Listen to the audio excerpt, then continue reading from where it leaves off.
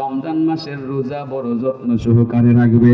আসরের ময়দানে পানির পিপাসা লাগলে পরে টেনশন করা লাগবে না, আমি নবী নিজে তাকে হাউজে কাউসার থেকে পানি উঠাইয়া ঠান্ডা পানি পান করাইয়া তার কলিজা ঠান্ডা করে দেব। তার মানে আব্দুর রহমান, আসরের মাঠে যদি আমি নবীর হাতে হাউজে কাউসারের পানি পান করতে চাও, যত্ন সহকারে রোজা রাখো। 2 নম্বর সিঁড়ির নাম কি? মন থাকবো ইনশাআল্লাহ। ওলি এত কঠিন না তো ওলি হওয়া, আরেকটা সিঁড়ি উঠবেন ওলি হয়ে যাবে। 3 নম্বর সিঁড়িটা বাকি রয়েছে না? 3 নম্বর সিঁড়িটা বাকি রয়েছে। নামটা বলার আগে হাদিসটা শেষ করি, যেটা বলছিলাম। রাসূল করিম সাল্লাল্লাহু আলাইহি ওয়াসাল্লাম এবার বললেন, আব্দুর রহমান, আমি তো স্বপ্নে আরেকটা দেখছি। আরেকটু সামনে অগ্রসর হইয়া দেখলাম আমার একজন উম্মত বনি ইসরাইলের নবী রাসূলদের মজলিসে বসে গেছে, যেখানে বনি ইসরাইলের লক্ষ লক্ষ নবী রাসূলগণ আছে, লক্ষ লক্ষ নবী রাসূলগণ আছে। বনি ইসরাইলের নবী রাসূলরা সবাই এক জায়গায়, সাধারণ কোনো মুসল্লি বা সাধারণ কোনো উম্মত নাই। আমি দেখলাম সেই মজলিসের ভিতরে আমার একজন উম্মত গিয়ে ঢুকে গেছে। যেই মাত্র আমার একজন উম্মত সেই মজলিসে ঢুকে গেছে, বনি ইসরাইলের নবী রাসূলগণ আমার উম্মতকে সেখান থেকে অপমান করে তাড়িয়ে দিছে। তারা বলতে শুরু করলো, আল্লাহর বান্দা, আমরা হইলাম সবাই নবী, তুমি হইলা উম্মত। উম্মত হইয়া নবীদের মজলিসে কেন বসতে আসলা? রাসূল বলেন, আমার উম্মতকে যখন ঈসা নবী, মুসা নবী, তারা যখন আমার উম্মতকে হটাইয়া দিল, আমার কাছে অপমানিত বোধ হলো। আমার উম্মতকে অপমান করলো মানে আমি নিজে অপমানিত হলাম। আমি সেটা সহ্য করতে পারলাম না, কিন্তু তখন তাৎক্ষণিক কোনো উপকারও করতে পারলাম না। হঠাৎ করে তাকাইয়া দেখলাম আমার উম্মতের সামনে বিশাল বড় আরেকটা সাইনবোর্ড এসে দাঁড়িয়ে গেছে। যে সাইনবোর্ডের মধ্যে লেখা আছে গুসলুল জানাবা, জানাবাতের গোসলের সাইনবোর্ড। জানাবাতের গোসল মানে হলো নাপাক শরীর হয়ে গেলে, শরীর নাপাক হয়ে গেলে পবিত্রতা অর্জন করার জন্য যেই গোসলটা করা হয়, সেই গোসলটাকে বলা হয় জানাবাতের গোসল। আরো সহজভাবে বলা হয় ফরজ গোসল। আরো সহজে বললে বলবো পবিত্রতার সাইনবোর্ড। রাসূল বলেন, যেই মাত্র আমি দেখলাম আমার উম্মতের সামনে পবিত্রতার সাইনবোর্ডটা দাঁড়াইয়া গেল, আমি দেখলাম কে যেন আমার উম্মতের হাতে ধরলো। আমার উম্মতের হাতে ধরে আর বনি ইসরাইলের নবী রাসূলদের সঙ্গে বসাইল না, স্বয়ং আমি নবী মুহাম্মদ মুস্তাফার সঙ্গে বসাইয়া দিল। সুবহানাল্লাহ বলেন।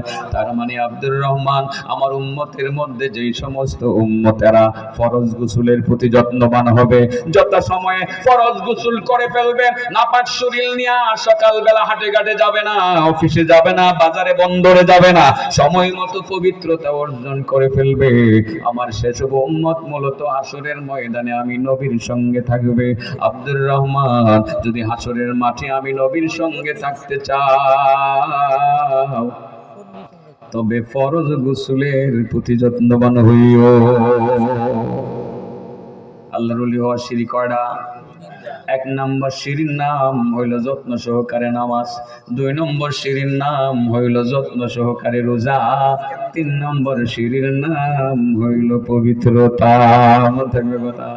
এই 3টা সিঁড়ি যদি উঠতে পারেন ওলি হয়ে যাইবেন। এবার বলবেন, হুজুর কেমনে, তো আর বাকি কিছু লাগতো না নাকি? লাগবো, সব আশা করবো।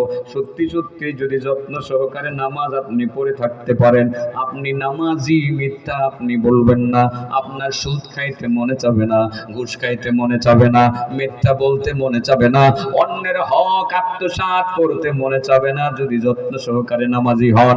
একজন রোজাদার সত্যিকার অর্থে আল্লাহকে খুশি করার জন্য রোজা রাখে, ওই রোজাদার কখনো গুনাহ করতে পারে না। যেই লোকটা আর হামেশা পবিত্র থাকে, পবিত্র থাকে, হুজুর হালতে থাকে, সেই লোকটা কোনোদিন গুনাহ করতে পারে না। সেই জন্যই মহান আল্লাহ এই 3টা সিঁড়িকে বেসিক সিঁড়ি বলে ঘোষণা করেছেন। যারা 3টা সিঁড়ি যত্ন সহকারে উতরাবে, উপরে উঠবে, তারাই মূলত আমি আল্লাহর খাঁটি ওলি হয়ে যাবে। সালাসুম মান হাফাযা আলাইহিন্না কানা ওয়ালি হাক্কা ওয়া মান দাইয়াহুন্না কানা আদুই হাক্কা। আল্লাহ বলেন, 3টা কাজের প্রতি যারা যত্নবান হবে, তারাই মূলত আমি আল্লাহর খাঁটি ওলি হইয়া যাবে। 3টা আমলের প্রতি যারা যারা যত্নবান হবে না তারা তো আমি আল্লাহর খাঁটি দুশমন হয়ে যাবে।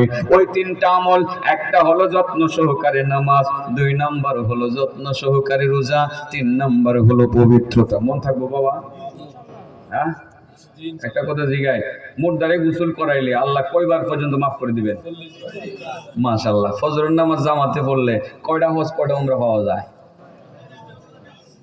ফজরের নামাজ জামাতে পড়লে সারা রাত্রের তাহাজ্জুদের নেকি পাওয়া যায় কি? তো নামাজ কি একা একা হবে না, জামাতে হবে? মহিলারা তো রাগ করবো, হজ উমরা 10 লাখ টাকার বাণিজ্য দিয়ে গেল সভাপতিরে আর বুড়ো বুড়ো বেড়ে, আমরা কি দিয়ে গেল এই হুজুরটা এত দূর থেকে আয়া?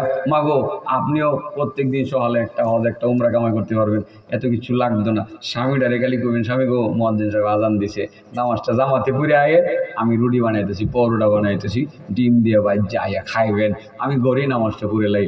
ঘরে নামাজ পড়া মা, আমার মা, ওগো মা আপনি এবার পরোটা বানাইতে শুরু করলেন, স্বামীরে বাড়াইলেন মসজিদে, স্বামী গিয়ে কামাই করলো 10 লাখ, একটা হজ একটা উমরা, আপনি পরোটা বানায় বানায় একটা হজ একটা উমরা কামাই করলেন। আপনার কাজ হলো খালি এদেরকে মসজিদে পাঠিয়ে দেওয়া। আমি কি বুঝাইতে পারছি কথাগুলো? বুঝাইতে পারছি? কষ্ট নিতেন না তো? আমি আর একটু সময় ইচ্ছা করলে দিতে পারতাম, কিন্তু আজকের দিনের মতো আর পারতেছি না। দুঃখিত, ক্ষমা দৃষ্টি দেখবেন। মাদ্রাসা কর্তৃপক্ষ না সিঁড়িতেও উঠাই দিছি, আর আর সাবজেক্টও নাই। আমি বিমানে গেছি আর কি জায়গাতে, আর তো বেশি যাওয়া যেত না, রিক্সায় গেলে একটু সময় লাগলোইলে, ঠিক আছে না? বিমানে গেছি গা। আল্লাহ আমাদের সবাইকে ওলি হিসাবে কবুল করুন। ওয়া আখির দাওয়ানা আলহামদুলিল্লাহি রাব্বিল আলামিন। আসসালামু আলাইকুম।